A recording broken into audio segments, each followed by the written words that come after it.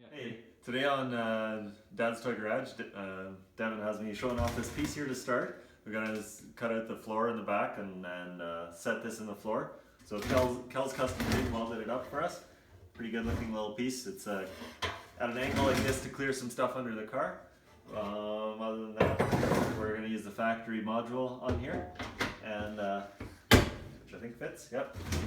And then use the fill spout. So yeah. Looking forward to putting this in, and we've also got the drive shaft back now, so we should be putting both of those things in and maybe starting on mounting the dash today. What are you guys working on? We are trying to get this drive shaft that seems, I think I know why Ford made a two-piece drive shaft, just to install it easier. Oh, not for vibrations or anything? Has nothing to do with the length of the car or anything like that. So now I just need to pick this back up. Let me slide this guy in. Oh, okay. So. Okay, good there. Oh yeah. So this is going to be lovely if you have to do this every time. Well, there's only 2 bolts here. Oh, well, that's not too bad. Is that why you got it overbuilt, Tony? So you only have to do it once? Yeah, that's right. That they ended up having to use a really thick shaft for this, so the weight's a little heavier than we wanted it, but they had to make the wall about twice as thick as it should be because the ends are 2 different sizes. Because what we did was we took the 2 ends and cut out the middle joint. So this is the tank that Tony introduced in our intro video, and Cal's Custom TIG is pretty awesome welder. I like the way he stacks those dimes, I think you call it, but yeah, it's an aluminum tank, and it's a pretty nice piece that he's made for us. If I can find a link to his Facebook page or website, whatever he's got, I think I'll include it in the description for you guys. So we got fuel tank sitting in I was gonna say in the car, but it's I guess in and underneath, and I think it looks pretty good. What do you think, Tony? Yeah, I like it. It's a nice, I don't know, it gives that race car look, doesn't it? I think so, especially when you're like looking from the back here, and you get like this little bit of tank showing. Yeah. I think we might need to get Cal to give us a decal so we can give a little sponsorship or whatever. Yeah, for sure. He definitely gave us pretty good pricing on this stuff, so. Yeah, and his work, it looks to be top notch. Yeah. I would use him again. Yeah, for sure. So if we get up in the trunk here, that's where she sits.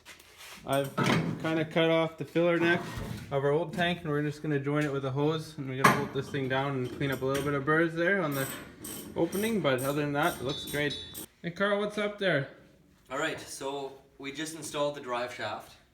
Now we're trying to determine the right angle for it, whether the transmission needs to be dropped a little bit, but we had to move the diff back a little bit to get the drive shaft installed, but it's in now, so just need to tighten it up.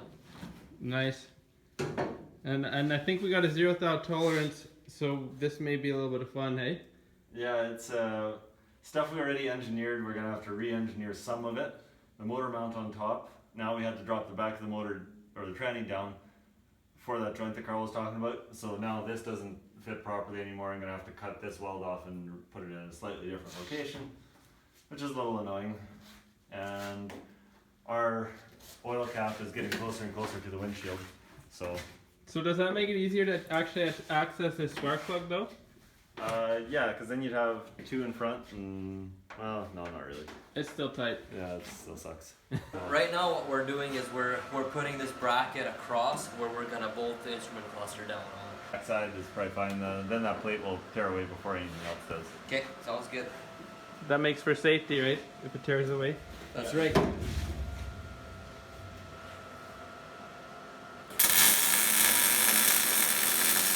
Oh, that sounds nice.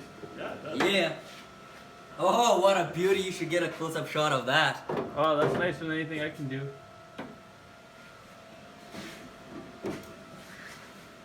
He'll be the guy on YouTube getting the comments on good welding skills compared to me. That's me doing your whole car. Like, shut up. Yeah.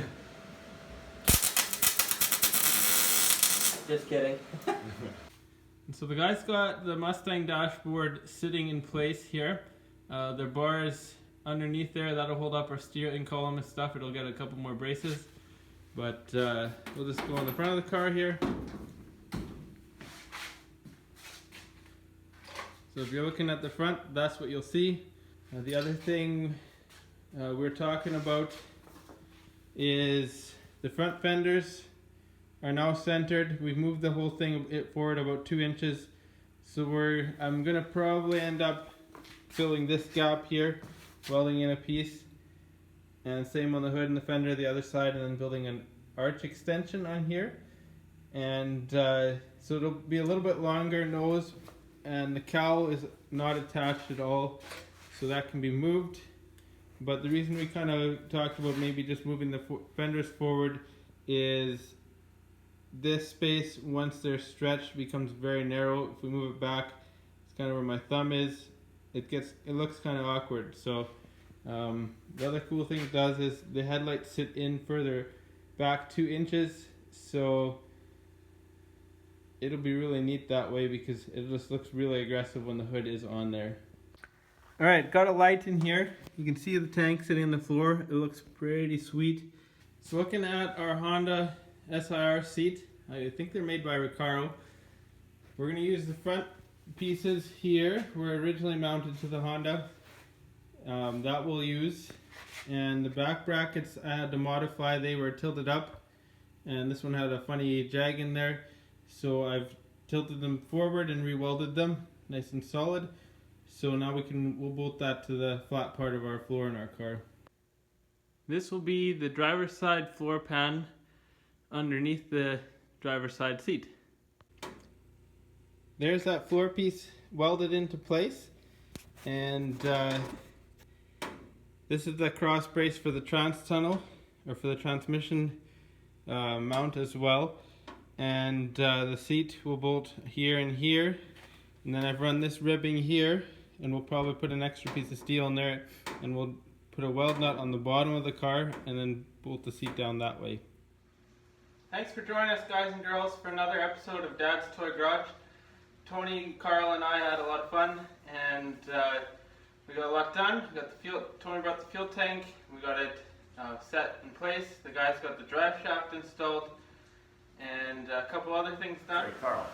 So right now what we're doing is we're putting this bracket across where we're gonna bolt the instrument cluster down on. Oh, nice. I think you missed. Well done, Tony.